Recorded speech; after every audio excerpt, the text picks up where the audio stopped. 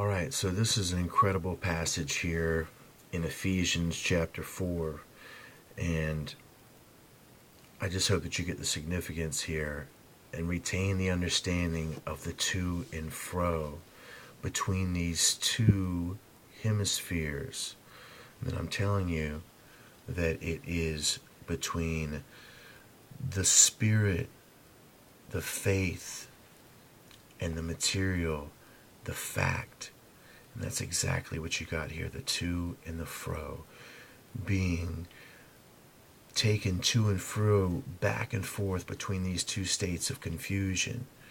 And that's exactly what you see it being described as, carried about with every wind of doctrine by the sleight of men, meaning this knowledge, this information, this doctrine has had the sleight of the hand of men on it. And we know what that sleight is. That's in term to magic, and that's in term to illusion. So we see the next connection with cunning and craftiness. It couldn't get any more better of a connection for how I've shared this information with you so far.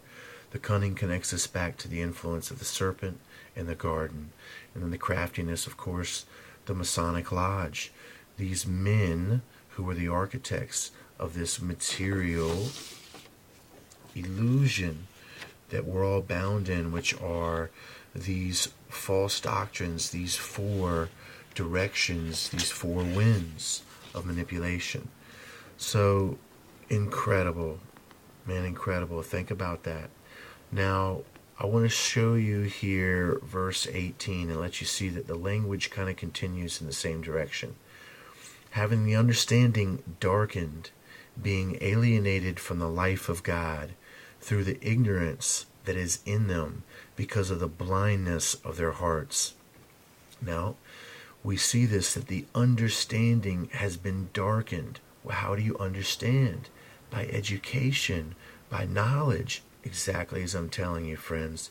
The understanding has been darkened, and then it's taught us to be alienated from the life of God through the ignorance, once again, lack of knowledge that is in them because of the blindness. Now that's why the lack of knowledge is in us, because of the blindness. Now let's look here and see how this is going to center back to the mind.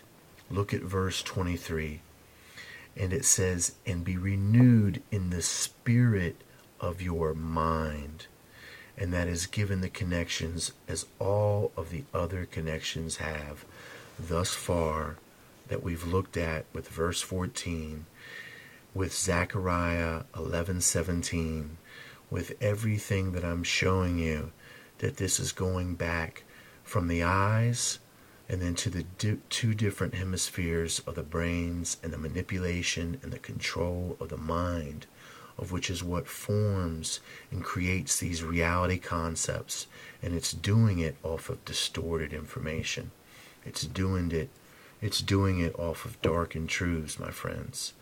It's doing it under a state of control to where they control the variable and they themselves control the outcome of these variables. All right? Now they do that within the material world. They don't do that within the spiritual world. Within the spiritual world, we have free will. And of course, our free will overrides them in every instance. But the trick is that they've gotten the planet to, for the majority, pretty much give up their free will. And that we're basically taking orders, at least the world system is, from this fallen prince. And that's given up the will. And that will is to do the will of the Father. And that's what we're to do. And so many people don't understand that if you were to do that will of the Father, how incredible your life really could be. And how much can really be revealed to you. Now, nobody makes themselves perfect here, and you can't do the will of the Father perfect here in the flesh.